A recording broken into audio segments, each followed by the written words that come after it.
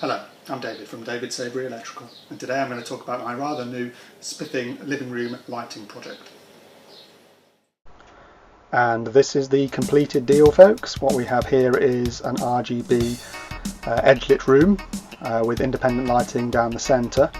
The lights are RGB LED strips that are zoned separately, so the edge lighting can be set to different colours and brightnesses from the centre lights. It's all DMX controlled, and there's a wall controller where you can set your preferences. Maybe a bit tacky for some, but it's looking quite good. I like it. I'm very pleased with how it's worked out. It lets you set different moods of an evening, that being a particularly angry red mood, and apologies for the stuttering camera work. I'm an electrician, not a cameraman, as you can see. But yeah, like I say, I'm pleased with it. Lets you set a bit of an ambient feel of an evening.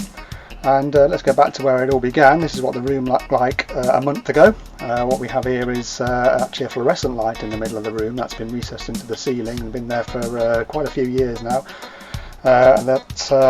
There's also coving around the edge of the room, which well, I used to think looked pretty hot, but looks a bit dated now. There's a lower cut there of what the layout of the living room is actually like. All very interesting. And there we go, looking from the TV, and bit wobbly on the camera, but we can see the curving, and that thing just at the top there poking down is actually a disco ball, because I'm such a popular chap, I have lots of parties, or perhaps not. So the curving was taken down, and you can see I've also taken the fluorescent light down on the disco ball, and we have three separate lighting areas on this old ceiling now, consisting each of an RGB element but also an R7S white LED lamp to give me some centralised illumination to the room if required. This is, you can see where the coving was around the outer edge. There's also some wiring and the two DMX controllers, and I've stuck the disco ball back on the wall there. Those DMX controllers and wires won't be seen once the covers are in place around the new lighting. This of course being the wall point for the lighting controller. You can see I've had to chase into the wall in order to get the power and signal cables in place to accommodate that, but of course that wall chase will be made good by the same plasterers who do the ceiling. Now this is a 4-zone controller I'm putting in, but I've only got 2 zones planned at the moment. For future expansion there'll be another 2 zones going into the dining room and kitchen, so those white fuse points can all be moved at the point where the dining room project is undertaken and the ceiling comes down there. And there's proof that the RGB elements are working in full disco mode, of course, in the middle of the room. All I need now is someone to build me a false ceiling, and who better than my old friends at JMK Interior Finishing, who are excellent at this kind of bespoke project. They're going to come in and do the boxing for me, and indeed on one of the hottest days of May they came in and they built me a substantial framework to support the new false ceiling. Of course this doesn't go around to the edge of the room, this is only within the central point of the room, leaving me a trough around the outside edge. But once it's all been boarded and plastered, then I've got a rather nice dropped ceiling in the centre, and you can see there that's the trough. It's about 15 centimetres wide, about 15 centimetres deep, and it's pretty even all the way around. So once again JMK have done an excellent job, and I'm very pleased with the results of that. So that's going to give me somewhere where I can insert my LED strips once I'm ready to do so. I can of course use the trough to hide some of the wiring, and also to hide some of the gubbins like the DMX controllers, which are going to be located within there. And while they were there, JMK of course also repaired the wall chase that I'd put in for the control point, the wall control point. So once that's painted, that's going to look good as new. So we've got this trough that's going all the way around the room. There's another angle there from the other side with some more skanky camera work.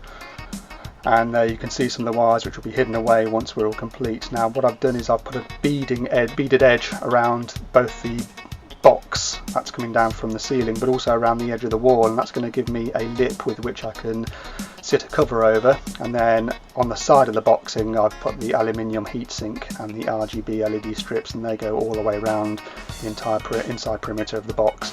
And you can see there as well the 2 beaded edges, which once they're all filled and painted together will blend in nicely. This is one of my overhead lights. This is one of the Zone 2 lights, which is actually a next picture frame which has been sunk into the ceiling and allows the RGB lighting to shine through, but also the R7S white lights to also shine through, which you can see on there to give you just a bit more central illumination of the room if needed.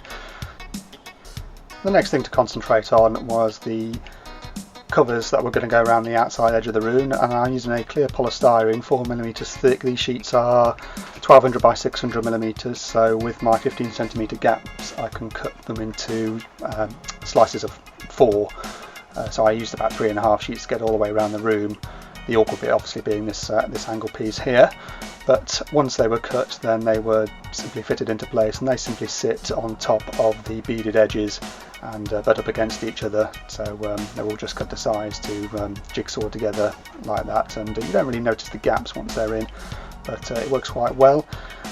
Obviously these are clear sheets and we don't want to see the gubbins behind, so by peeling off the protective film on one side, what we can then do is to sand them down, which was actually the wife's idea, and quite a good one it was too, so I'm going to give her some credit for that. But using a electric sander there, I'm able to put quite a opaque finish to one side of the polystyrene, and obviously I'm keeping the protective cover on the other side while I'm doing this, so it's not getting scratched up on the workbench. But once that's in place, then that gives me an opaque piece, and we can see that in action here as I definitely take down this piece that needs work.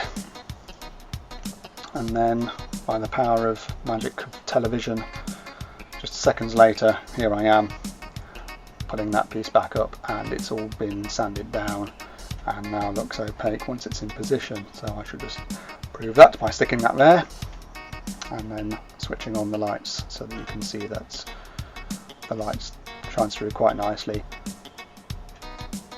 So even with the lights off, the opaque covers have a kind of glassy look to them. They look quite attractive in their own right. And here's where we came in, of course. Back at the beginning, the completed project. All the opaque covers are in place, and you can set either the outer lights or the inner lights to whatever colour or brightness you desire, including white, of course. You can colour mix the RGB to make a kind of cool white. That thing flashing away there, by the way, is a HAL A2 that we got from Habitat years ago. Very funky too, although all the LEDs were white when we got it, but Habitat used cheap LEDs now to replace all failed ones with red ones that I happen to have. But I digress, that's another project. The fish really like it too, of course. They like their ambient mood, although in this particular scene the ambience has been removed, and what we have here is the RGB colour mix to make what the white light looks like. And you can see it's quite a sort of stark, cool white, although obviously you can use the control to add more yellow to that to give it a warmer flavour should you want to. But the edge lighting was definitely bright enough on its own. I probably didn't need to do the lights in the middle, but well, they're a feature in their own right, and the wiring was already there, so why not?